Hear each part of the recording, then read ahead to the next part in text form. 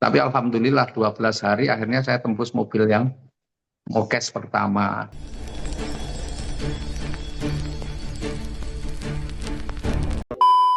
Ya, bismillahirrahmanirrahim. Assalamualaikum warahmatullahi wabarakatuh.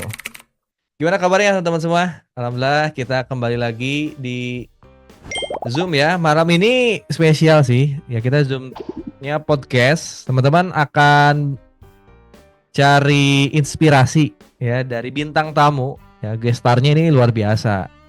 Karena dari kemarin kan banyak banget pertanyaan-pertanyaan dari mitra-mitra yang belum kejawab mungkin sama saya atau para mentor luxury yang lain. Nah, saya akan undang. Jadi ini udah diundang dari minggu kemarin, teman-teman. Dari minggu kemarin itu saya udah bikin janji untuk bisa ngobrol secara langsung melalui Zoom sama founder yang ada di Best Corporation. Ini kalau dari segi capaian aset, dari segi capaian ambasador, paling banyak nih di Best Corporation ini ya.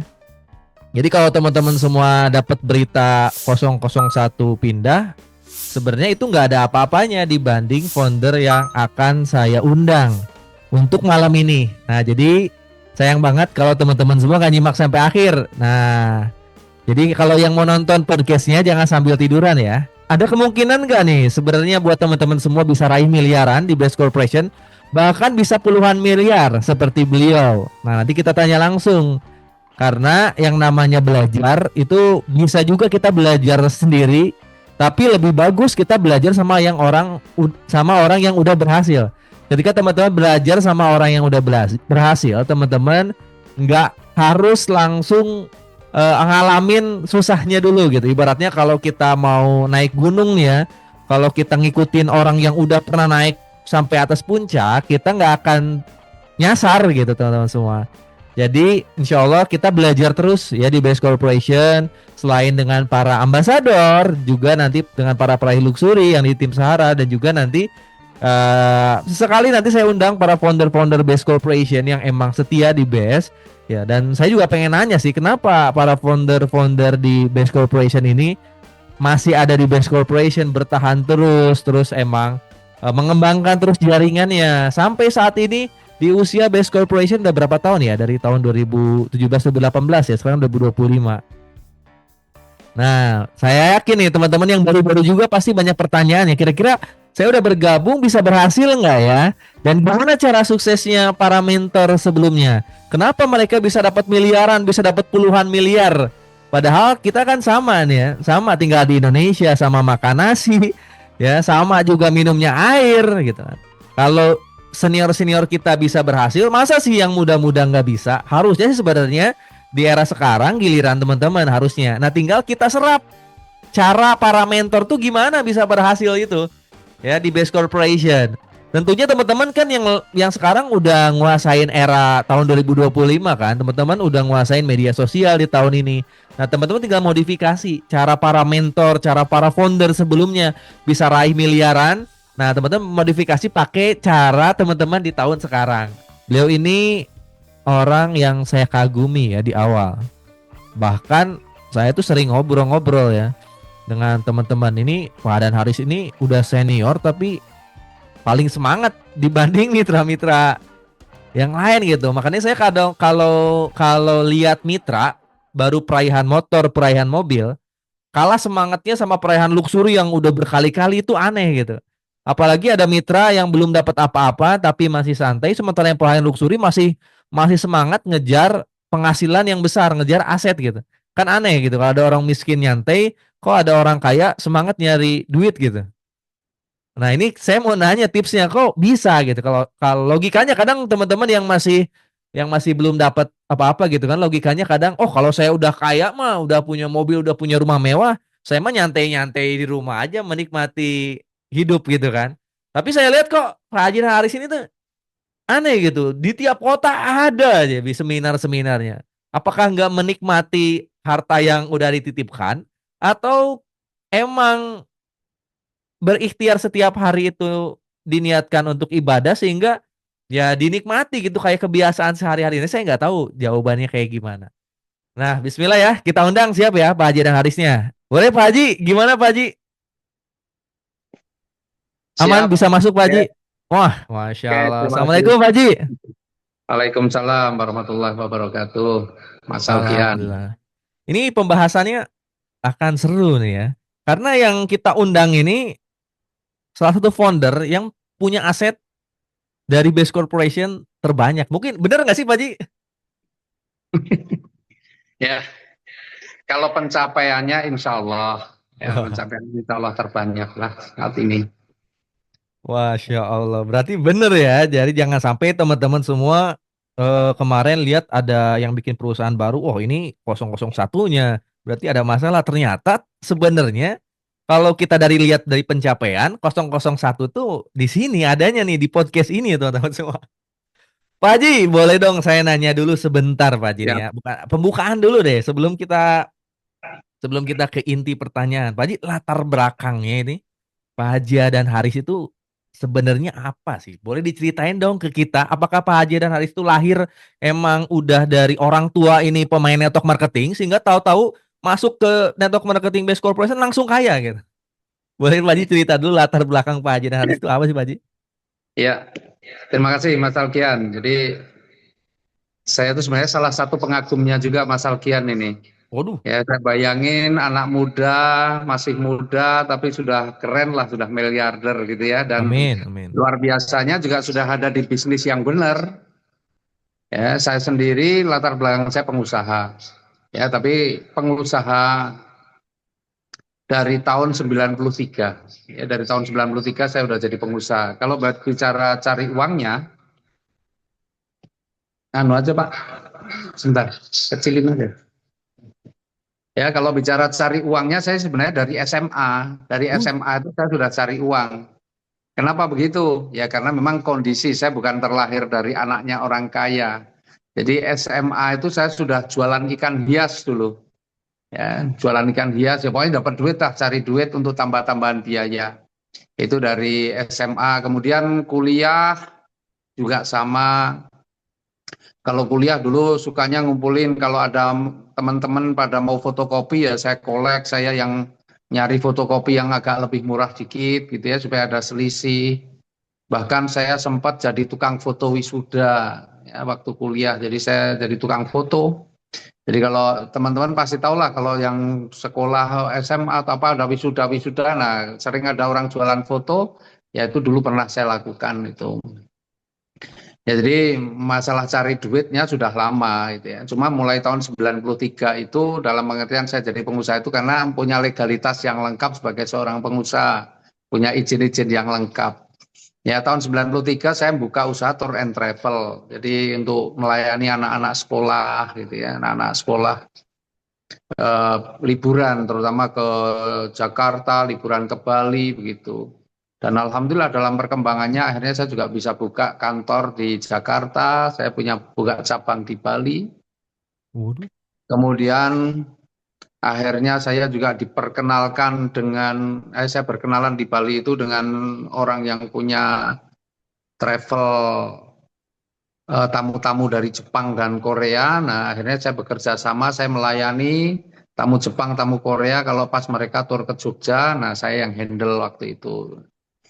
Dan luar biasa sebenarnya tahun 93 sampai tahun 98 itu ya mungkin ini banyak yang belum, mungkin ada sebagian belum lahir ya. Tapi kalau dari tahun 93 sampai 98 itu masa jaya saya sebenarnya. Masa kejayaan saya, yaitu saya punya penghasilan dari melayani tamu Jepang, tamu Korea itu sehari bisa sampai 1 sampai 2 juta sehari. Masya Allah. Itu Berarti tahun perusahaan tour 90. tour and travelnya se-Indonesia itu ya legalitasnya ya? Iya, melayani tamu Jepang, tamu Taiwan. Bayangin tamu kita ini dari kalau tamu belanja ke art shop, ya belanja ke Hmm. art shop itu kita dapat komisi dari art shopnya. Dan dulu waktu itu gila-gilaan komisinya dari art shop itu bisa sampai totalnya 60%. Ya, Masya Allah. dulu nggak masuk akal memang, tapi itu fakta. Jadi saya sehari 1 juta, 2 juta itu biasa gitu. Cuma kenapa tak sampai tahun 98? Karena pada tahun 98 itu terjadi krisis kan, karena ada reformasi. Nah, waktu reformasi kan terjadi kerusuhan di mana-mana. Nah, disitulah nggak ada lagi tamu Jepang, tamu Korea yang datang. Akhirnya saya bukannya berkurang, tapi berhenti total. Bangkrut langsung ya? Ya, berhenti total, penghasilannya berhenti total, tapi duitnya udah banyak, jadi masih bisa hidup lumayan gitu kan. Masya Allah. Nah, dari tahun 98 sampai 2001, saya punya bisnis itu, ya kebetulan nggak ada yang berhasil. Jadi masih ada sisa uang, saya dari tahun 98 sampai 2001 itu mulai usaha handicraft, usaha mebel, ya kebetulan isinya ya rugi terus gitu, nggak Iya. berhasil. Baru akhirnya tahun 2001 saya buka toko handphone. Nah, itu tahun Uh, 2001 buka toko handphone, tapi waktu itu lebih banyak memang fokusnya jualan kartu perdana. iya, iya, iya. Ya, di mana dulu mungkin kalau yang tahu ya apa namanya ada simpati dulu ya masih kartu simpati. PXL IM3 wah itu ya. kan kita kalau beli itu kan keuntungannya besar dulu asalkan kita bisa beli banyak. Nah, dulu uang saya investasikan semuanya di situ, saya beli kartu semua tuh. Jadi saya wih, nomor cantik tuh harganya dulu bisa sampai puluhan juta. Uh, Ya, iya nomor cantik dulu, ya, nomor saya dulu nomornya cantik semua. Ya, nah, nomor cantik. Nah, di situ luar biasa. Kaya nggak Cuma, dari jualan handphone gimana tuh? Dari jualan handphone udah jadi nah, orang kaya belum? cuma waktu itu tahun 2001 itu saya jualan uang saya sudah saya investasikan di situ semua.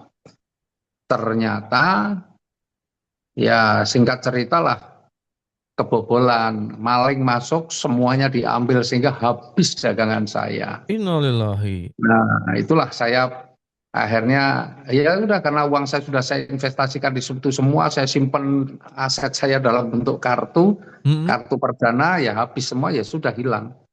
Nah, Wah, disitulah tahun 2001 akhirnya saya mengajukan pinjaman. Jadi saya punya utang pertama kali itu tahun 2001, utang saya pertama itu 150 juta. buat apa itu? Minjem duit. Berarti buat usaha selanjutnya Ya ya? buat usaha ini lagi, usaha handphone lagi sama kartu itu. Hmm. Ya, jadi pinjam uang pertama kali punya hutang tuh usaha ini, toko handphone juga. Tapi alhamdulillah itu secara tokonya berkembang, akhirnya lama-lama saya jadi distributor handphone di Jogja. Masya Tempat Allah. jadi distributor handphone di Jogja. Dan ya lumayan lah, omsetnya juga lumayan. Cuma di handphone ini kita kan nggak sama sekali, nggak ada waktu lah untuk ini, karena kita tahu sendiri lah handphone tuh harganya kan cenderung turun. Mm-mm.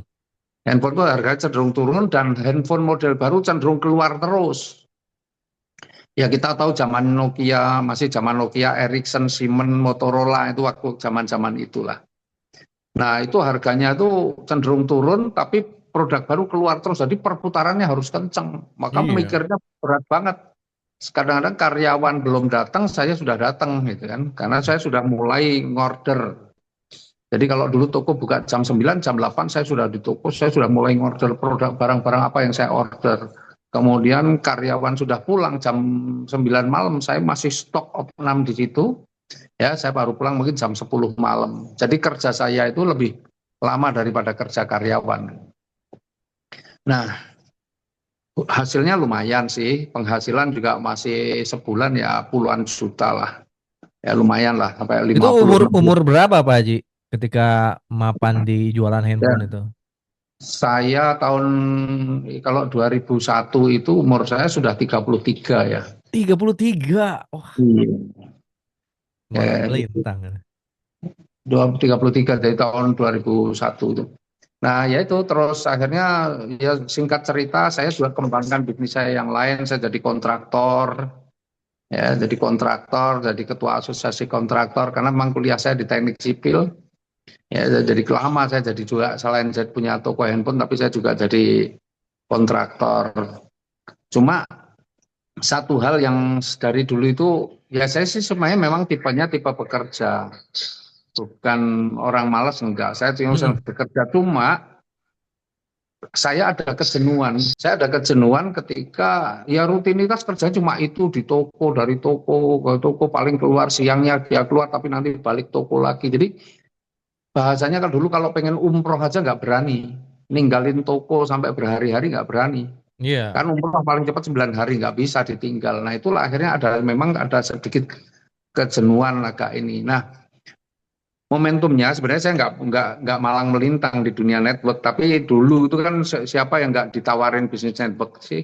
Nah dulu itu saya paling selalu menolak lah untuk ditawarkan bisnis network, itu saya menolak.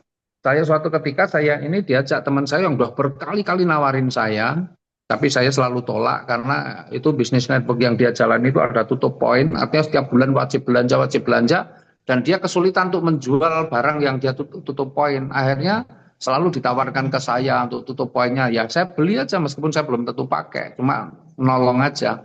Karena waktu itu ya alhamdulillah rezeki masih bagus gitu kan. Jadi ya udah nolong lah, dibeli, nawarin, dibeli setiap bulan itu beli. Nah, suatu ketika teman saya yang selalu nawarin ngajak itu saya nggak pernah mau, minta tolong sama saya. Ya kebetulan bagi saya juga kalau hari Minggu saya agak longgar karena hari Minggu memang nggak ada apa namanya pulaan, nggak ada. Jadi hari Minggu agak longgar. Nah teman saya tuh ngajakin saya minta tolong sama saya untuk nganterin ke tempat temennya. Tak Mm-mm. anterin lah, singkat saya tak anterin. Nah begitu saya anterin, ternyata dia datang ke tempat temennya itu yang saya kenal. Kenapa saya kenal? Karena dulu dia itu waktu saya masih jadi distributor, dulu dia sering ngambil di handphone di tempat saya. Ya, saya sering suplai handphone ke dia. Cuma informasinya yang saya terima dia bangkrut, sehingga udah tutup tuh.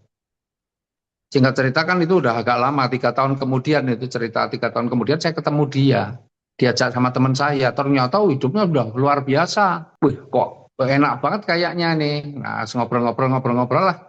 Nah, disitulah saya mulai tertarik network marketing. Ternyata dia jalankan network marketing dan alhamdulillah hasilnya dia juga bagus. Jadi Akhirnya disitulah.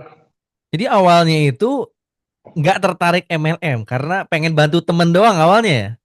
Iya, pengen bantu. Saya sering untuk belanja yang tutup poin itu saya beli kurang berapa sisa berapa dia tak beli semua.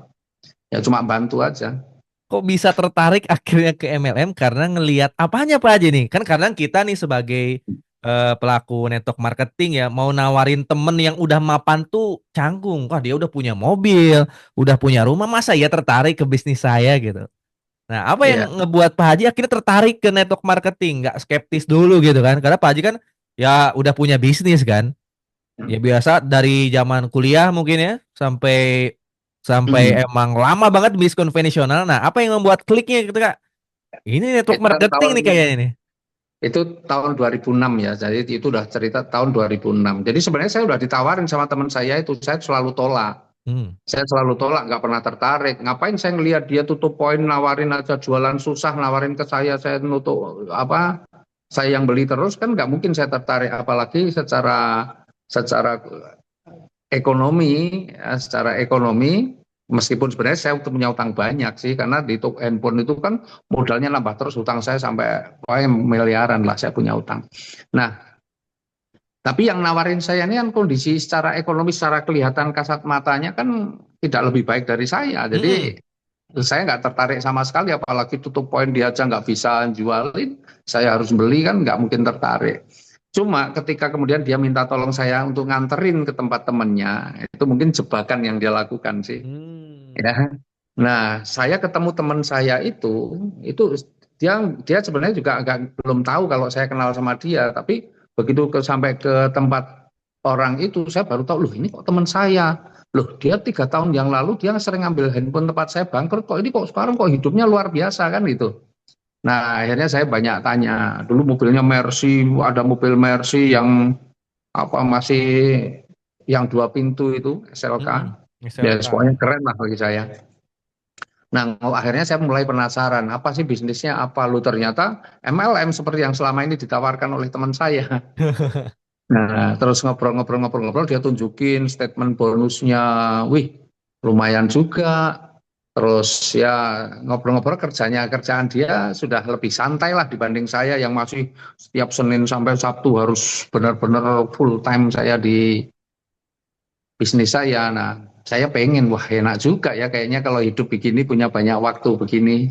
Nah, akhirnya saya Hmm. coba lah ambil keputusan di situ 2006. Wih, saya all out.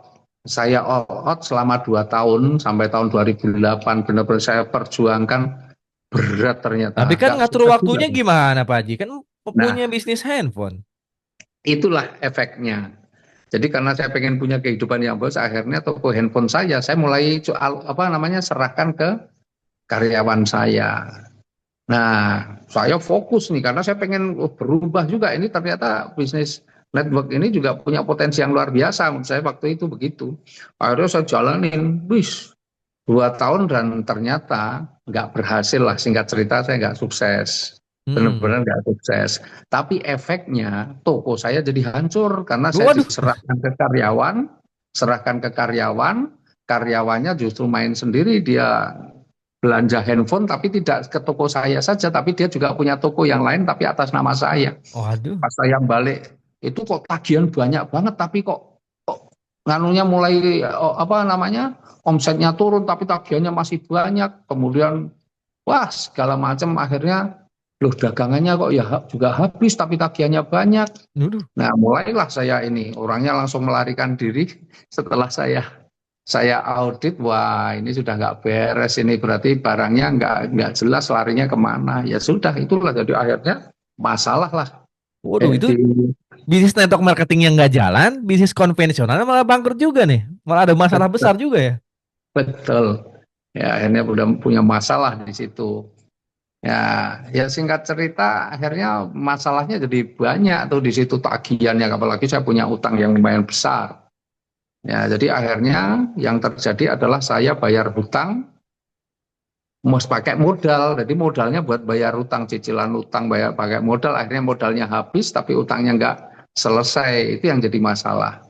Sehingga Hmm. cerita mencoba bertahan itu, akhirnya di 2011 saya sudah menyerah, nggak sanggup. Nah karena nggak sanggup ya mau nggak mau apa aset yang kita punya harus dijual semua. Hmm. Ya disitulah 2011 habis-habisan, saya nggak punya apa-apa lagi. Rumah sudah dijual, mobil sudah dijual semua, rumah sudah dijual, lah sudah. Itu pun hutangnya belum lunas. Jadi Nah, rumah dijual tapi masih ada rumah biasanya kan, nggak sampai miskin habis banget gitu. miskin banget ngontrak rumah. Masa sih? Sama istri itu, Iya, ngontrak sama istri gitu, yang asalnya punya banyak iya, mobil. iya. Wih, Jadi saya ngontrak rumah, motor masih kredit, motor Mio, tinggal saya punya satu motor, motor Mio aja kredit itu waktu itu. Wah, beneran sampai kayak gitu, Pak Ji? iya, 2011 itu titik paling rendah dalam hidup saya itu dimulai gitu kan. Ini gimana perasaannya? Saya juga penasaran ya kan. Itu pernah di Ya, titik memang banyak duit, ada mobil, ada rumah, tahu-tahu harus kontrak. Kan nggak akan terbiasa pasti keluarga. ya, untungnya anak-anak masih kecil kan, masih belum begitu ini. Oh iya. Ya, cuma istri aja sih. Cuma saya juga nggak pernah ngeluh, nggak pernah kelihatan. Ya mungkin kalau kelihatan sedih iya, tapi nggak pernah ngeluh sama istri. Karena bagi saya ya susah itu nggak perlu nggak perlu dikeluhkan, tapi harus dipikirkan solusinya kan. Hmm. Ya itu. Jadi saya meskipun dalam kondisi sulit apapun ya tetap saya biasa aja. Karena memang yang paling harus kita pikirkan kan solusinya. Nah waktu itu gini ceritanya. Sudah saya buat bayar utang itu pun belum lunas. Akhirnya saya pindah rumah, saya ngontrak. Nah masih ada sisa uang dikit, saya buka toko parfum isi ulang dulu. Wih, silang parfum. Bahan parfum, Mana modalnya cuma teknik-teknik tinggal. sipil jualan parfum itu dari mana idenya itu? Nah, ada yang belum saya ceritakan. Jadi 2008 itu memang penderitaan saya 2006 ya. 2006 itu jadi saya jadi kontraktor tadi 2006 itu ada cobaan sebenarnya. Karena saya lagi nggarap proyek jembatan yang lumayan besar. 2006 di Jogja ada gempa. Nah, jembatan yang saya bangun belum jadi itu kena gempa goyang runtuh. Waduh. Sehingga proyek itu rugi waktu itu tahun 2006 itu saya rugi dari pekerjaan saya 800-an juta. Nah, itu terus ya banyak cerita sih sebenarnya sampai Mm-mm. habis-habisan betul. Nah, 2011 mulai jualan parfum isi ulang. Bayangin dari penghasilan biasa sehari itu jutaan, jutaan, jutaan, tiba-tiba saya punya penghasilan dari parfum itu sehari paling kadang 20.000, 50.000, dapat 100.000 itu senang banget sehari. Di toko Nah, jualannya gitu ya. iya toko. Cuma waktu itu saya mikir, ini kalau saya begini terus, wah nggak berubah-berubah hidup saya ini. Akhirnya toko parfum itu dulu saya serahkan istri saya yang ngurusi, saya jadi makelar Makelar, tanah, makelar tanah. makelar Wah, tanah. Itu perjalanan saya tuh asik sebenarnya, cuma saya nggak mau ceritakan di panggung gitu. iya tapi rame nih. Makelar Nggak kalau mau. zaman sekarang agen properti, cuman itu mungkin gaya konvensionalnya makelar tanah. Jadi nyari tanah Ya, yang murah, jadi pelantara gitu ya. ya, cuma kalau kalau iya begitulah kira-kira itu. Terus ya singkat cerita dari situlah kemudian mulai berkembang, akhirnya nyoba-nyoba punya usaha properti. Akhirnya alhamdulillah lah, pokoknya dari jualan tanah, dari properti, ya jualan tanah, jualan rumah lah. Kemudian nyoba-nyoba bangun-bangun rumah sendiri. Alhamdulillah 2013 sudah banyak perubahan. Akhirnya saya punya rumah makan, restoran waktu itu. Modalnya 3,5 miliar, 5,5 miliar, nah, tambah hutang lagi. Ini ada lagi bisnis restoran. Itu maksudnya Iya. belajar dari mana emang pernah jadi koki? Nah, jadi begini, Pernah usaha enak tata boga gitu. enaknya jadi enaknya jadi pengusaha itu. Nah, enaknya jadi pengusaha itu nggak perlu pinter. Mm-mm. Yang penting kita bisa ketemu orang yang pinter, udah nggak bisa masak nggak masalah, punya usaha restoran ya yang penting ada kokinya beres kan, betul nggak? Iya ya. Saya ngurusi tamu Jepang, tamu Taiwan, tamu Korea nggak perlu bisa bahasa Jepang, nggak perlu bisa bahasa Korea, yang penting ada orang yang pinter bahasa Jepang, bahasa Korea beres. Mm-mm. Ya kan, enaknya jadi pengusaha itu gitu. Jadi sebenarnya jadi pengusaha itu lebih mudah daripada jadi karyawan. Saya kalau jadi karyawan mungkin saya nggak bisa nggak keterima di mana-mana. Tapi kalau jadi pengusaha apa-apa saya bisa. Wih, Ya. iya. Jadi kontraktor nggak susah. Yang penting ada teman saya yang sekolah yang pinter bisa ngitung, ya udah beres, sudah bisa jadi kontraktor tanpa saya harus ngitung. Kan itu kan. Nah, singkat cerita itulah 2013 saya buka restoran. Kemudian alhamdulillah akhir 2013 saya dikenalkan satu bisnis ya dengan network juga, umroh haji. Tahu tahu tuh. Nah, jadi antara saya network marketing pertama saya yang berakhir tahun 2008, kemudian saya jalankan network umroh haji itu tahun 2013 akhir atau Desember lah, tepatnya tanggal 13 Desember 2013. Jadi selisihnya udah 5 tahun itu.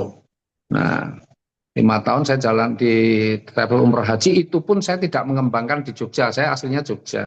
Mm-mm. Kenapa? Karena teman-teman saya di Jogja dulu awal-awal itu nggak ada yang percaya, teman-teman main saya, teman-teman ini kan sulit. Akhirnya saya kembangkan justru umroh haji itu di Kalimantan Selatan. Gimana tuh ngembanginnya? Zaman dulu kan belum ada media sosial, jarang. Jadi dulu saya nggak punya teman di Kalimantan, cuma punya satu orang teman di Kalimantan Selatan. Jadi berangkat Ya. ke Kalimantan gitu dari Jogja, sengaja Hmm, untuk ngembangin iya. jaringan ya. Jadi ceritanya dulu waktu saya di network yang pertama itu saya punya downline gitu ya. Nah, downline saya satu itu dia hijrah ke Kalimantan Selatan.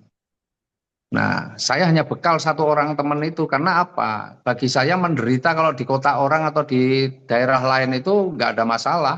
Nggak ada yang tahu Kalau nanti ya. menderita nggak ada yang tahu kan, kita mau tidur dimanapun juga nggak ada problem. Ya kita mau kayak apapun ya nggak ada yang kenal sama kita. Akhirnya saya berangkat ke sana. Wow, saya presentasi begini.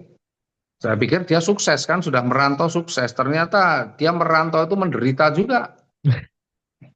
Saya presentasi, padahal kalau dulu kan lebih mahal ya. Sekarang ini kan di PT BES ini masih murah. Dulu tahun 2013 saja saya ini kan joinnya yang paling kecil kan 3,5 juta. Zaman dulu daftar tiga Iya, juta setengah paling kecil. paling kecil tuh 3,5 juta. Makanya kadang-kadang saya di BES ini terlalu murah sebenarnya. Terlalu murah aja, terlalu gampang.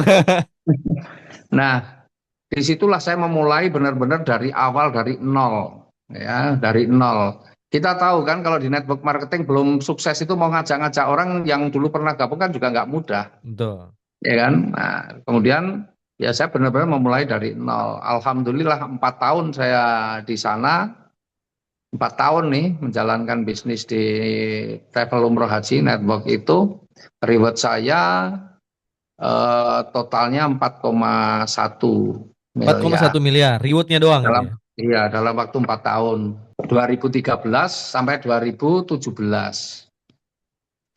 ya kan terus atau 2014 2015 2016 2017 jadi 4 tahun ya. Nah 2018 saya kenal BES ini Nah, ini kita mulai masuk kayaknya ke Base Corporation. Itu ya. kenapa bisa kenal Base? Perusahaan sebelumnya bangkrut, emang tergoda dengan bisnis Base Corporation yang emang mulai kelihatan sama Pak Haji waktu itu. Ya, ya sebenarnya dulu itu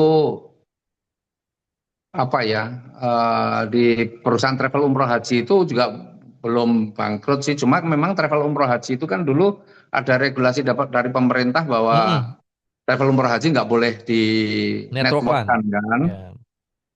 Nah sehingga yang travel itu sedang memodifikasi lah, mulai sedang membuat sistem yang baru. Tapi bukan dengan travel umroh hajinya, tapi dia ada produk ya kayak MLM biasa lah. Betul, betul. Yang seperti itu. Nah, cuma saya melihat ini model tutup poin lagi. Kalau tutup poin, saya maaf, saya sudah punya pengalaman tutup poin. Saya bisa, tapi di jaringan saya nggak bisa tutup poin, percuma gitu kan. Hmm. Nah, saya sudah mulai nggak tertarik nih. Nah, kebetulan pada saat itu ceritanya kan ada apa ya di akhir kebetulan akhir 2017 lah. Di akhir 2017 saya waktu bangkrut nih Mm-mm. 2011 itu kan saya mendekat ke kiai lah. Ngaji Mm. biasa orang susah ini kan larinya bisa ke yang positif bisa negatif. Ya saya ke kiai saya minta apa nasihat-nasihat akhirnya saya banyak berinteraksi. Nah, singkat cerita pada tahun 2017 akhir ya, alhamdulillah saya tahun 2017 dari travel umroh haji itu saya sudah bisa berangkat haji.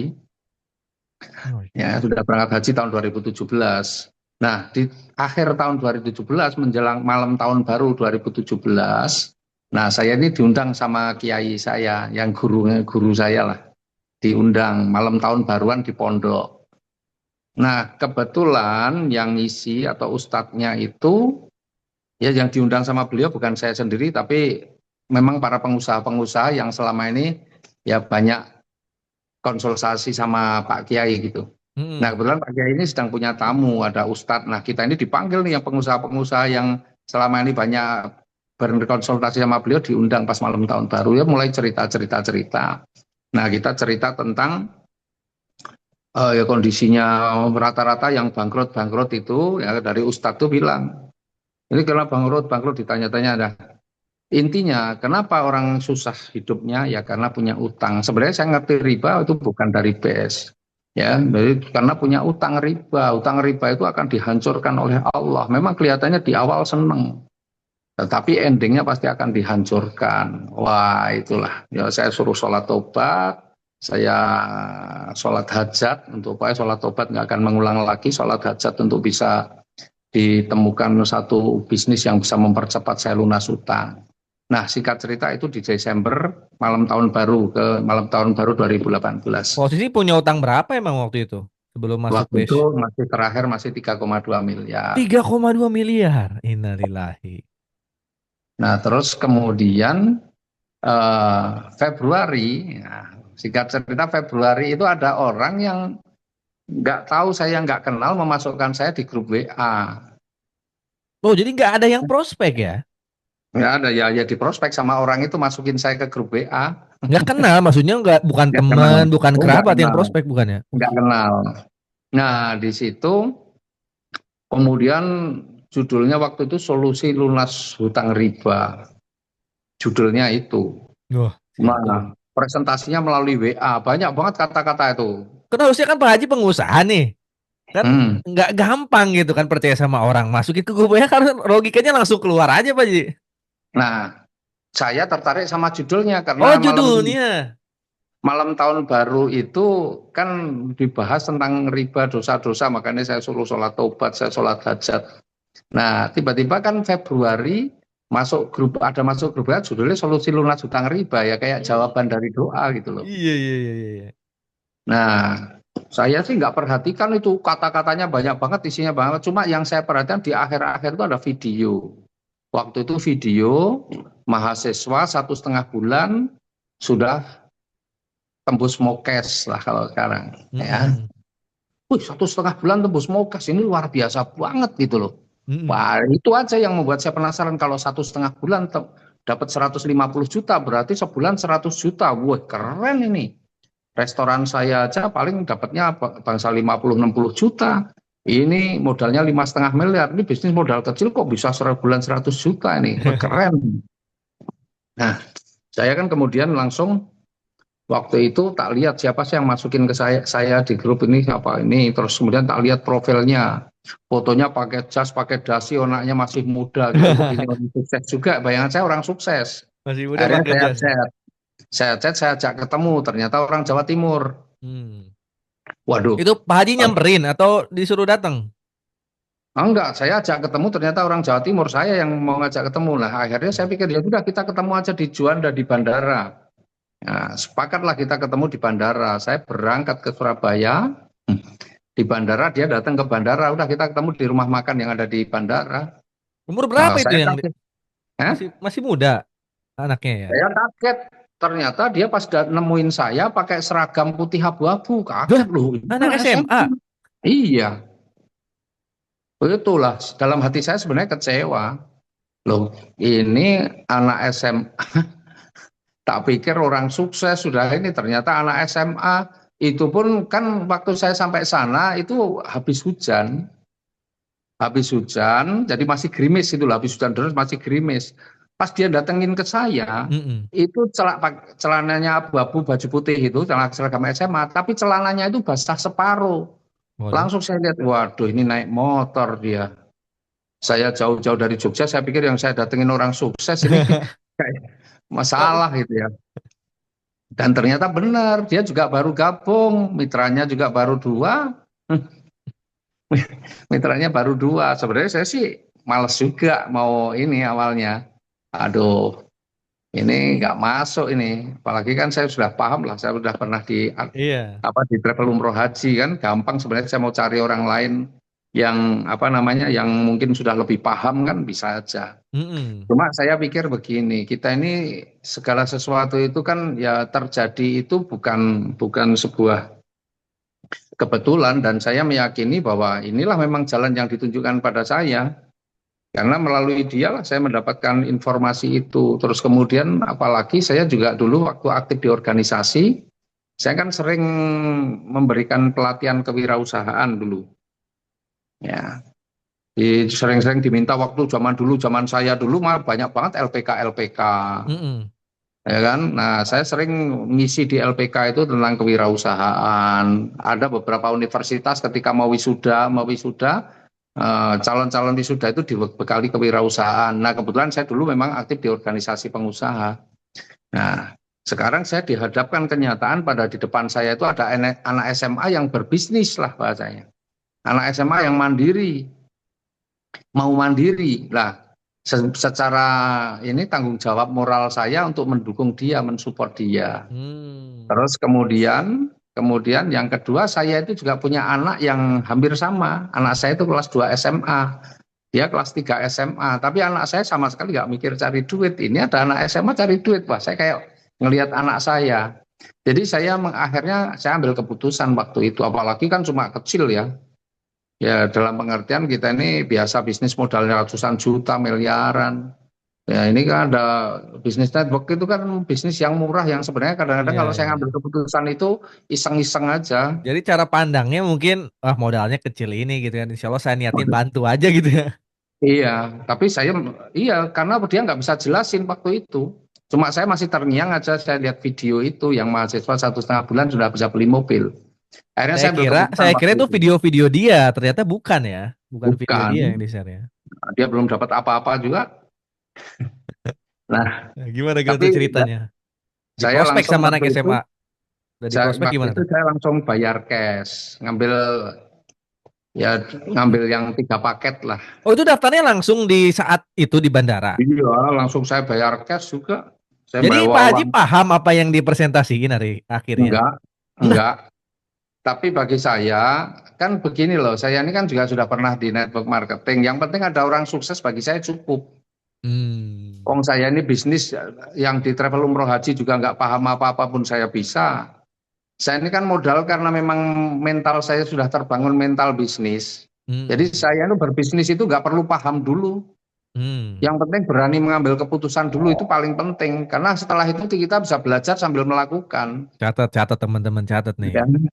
Jadi kalau apa-apa kita harus pintar dulu, wah saya paham dulu, kalau nggak paham nggak bisa. Karena berbisnis itu kan kayak orang mau belajar berenang. Mm-mm. Nggak bisa, teori aja nggak bisa. Harus langsung di kolam renang, itu baru. Berbisnis juga begitu. Nggak bisa kita mau paham semua, enggak. Yang penting kita melihat sudah, apalagi sudah ada buktinya. Orang 1,5 bulan sudah bisa dapat mobil 150 juta. Bagi saya cukup itu sudah bukti. Bukti ya. Itu Ya kan? peluang Ya, nih buat kita nih. Ambil langsung peluangnya. apalagi modalnya kecil, ngapain mikirnya panjang.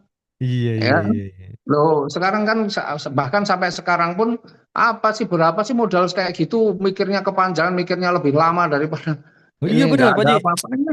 Udah Hah? mah mikirnya lama, nanya dulu kamu udah dapet apa.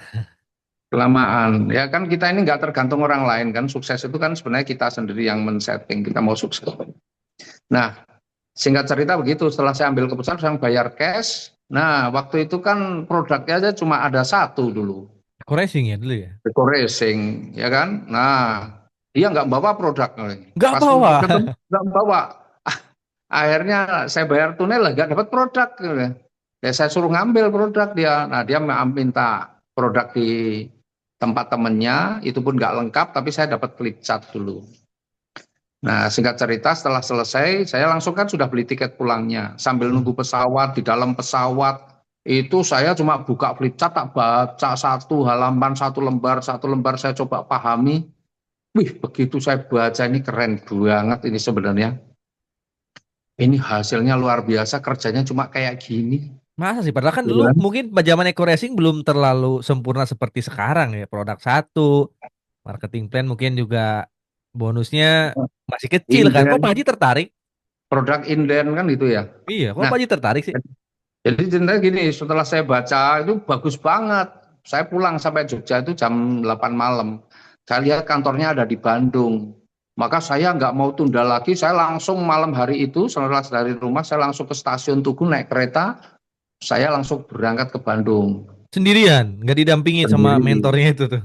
Sendiri. Sendiri, waduh. Ya, nah jadi mentornya aja ke Bandung pertama kali saya yang bayarin. Oh gitu.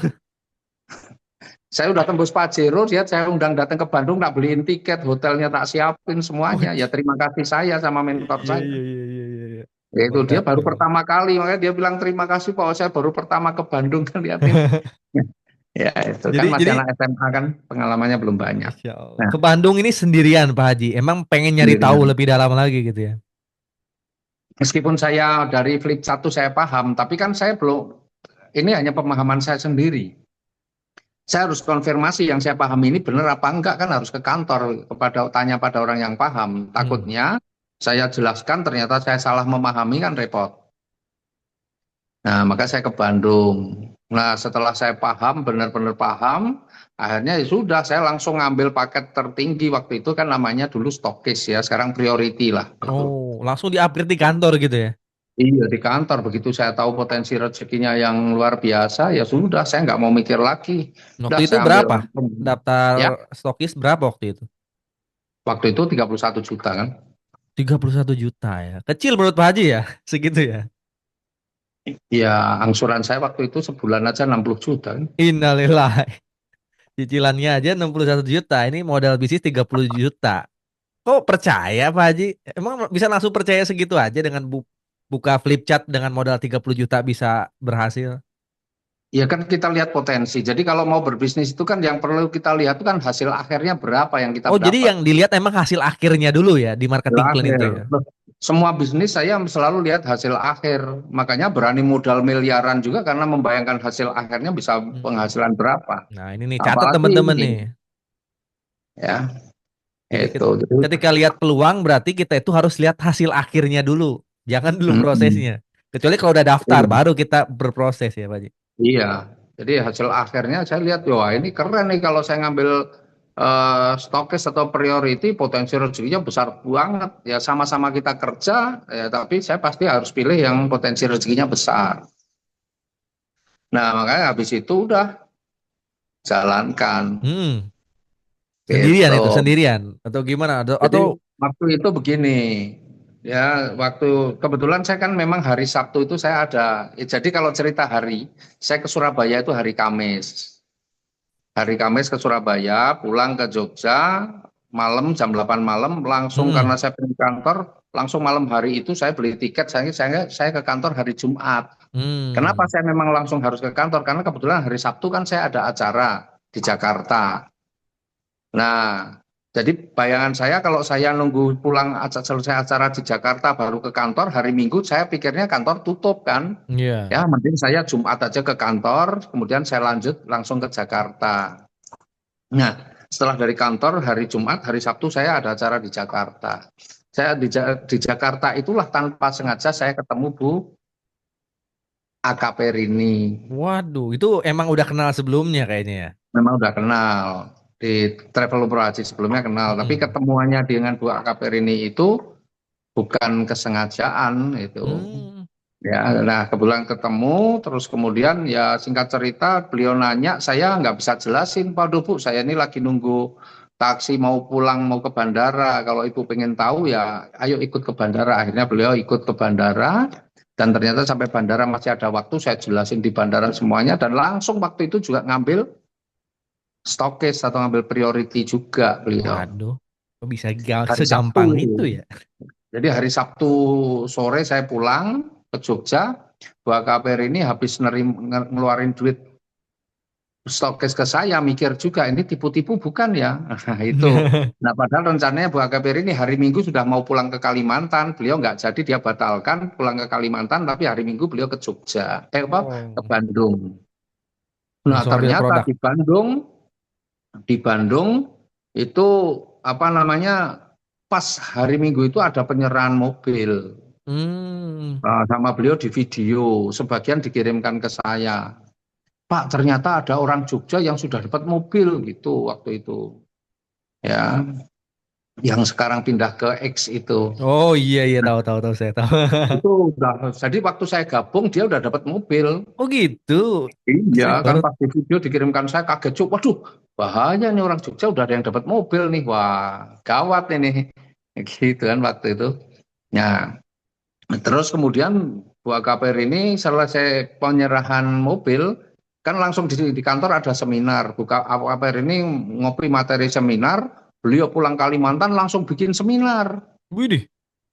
Wah, saya sementara saya nggak ngerti materinya, saya nggak punya materinya. Mm-mm. Wah, ngeri juga ini, wah bahaya kalau saya sampai kalah duluan sama Bu KPR ini. Nah, itulah jadi motivasi saya. Iya iya. Saya gaspol Pak, tiap hari berangkat pagi jam 7 pulang jam 11 malam, tiap hari saya lakukan. Ngapain tunggu tunggu? Ngapain tuh berangkat jam Ya, 7 pulang jam 11 malam, real itu? iya, ya, ya real itu. Oh, presentasi lah, Di ketemu Jogja orang ya, atau di emang keluar Jogja. kota juga? Jogja dulu Enggak, di diambil. Jogja, full Jogja waktu itu. Teman-teman semua disamperin ya? Ya, pokoknya setiap orang kenalan, cari kenalan baru, apa ketemu orang, ya pokoknya begitu. Karena kan saya punya jurus bagaimana mengenalin orang dengan mudah. Nah, jurus awan deh ta, jurus awan. Jurus, jurus sok kenal sok deket aja Oh, sih. SKSD. Jadi kalau dulu saya ketemu Mas Algian gitu, misalnya saya mau kenal Mas Algian, langsung saya samperin Mas Algian, Mas Bambang ya gitu. Masa sih berseberani itu kah? Iya, saya datengin, Mas Bambang gimana kabarnya? Oh, pasti bingung kan loh, saya Iya. bukan Bambang loh, siapa itu? Oh, saya Algian, oh Mas Algian loh. Mirip banget, tapi ternyata setelah saya perhatikan Mas Algian lebih ganteng daripada teman saya, kan seneng tuh. Hebat. Ya Orang enggak? marketingnya jago dia. Baru mulai ngobrol-ngobrol gitu. Jadi saya setiap hari gitu berangkat pagi pulang jam 11 malam udah biasa. Tapi alhamdulillah 12 hari akhirnya saya tembus mobil yang Mokes pertama Ih, 12 hari. 12 hari. Menyelimuti langkahku, badai datang mencoba menghalangiku, namun hati ini takkan pernah gentar. Kan ku tapaki jalan penuh liku, dengan keyakinan di dalam kalbu. Kan ku raih masa depanku yang cerah, walau badai menerjang. takkan ku menyerah. Ku percaya mimpi ini kan jadi nyata bersama komunitas Sahara.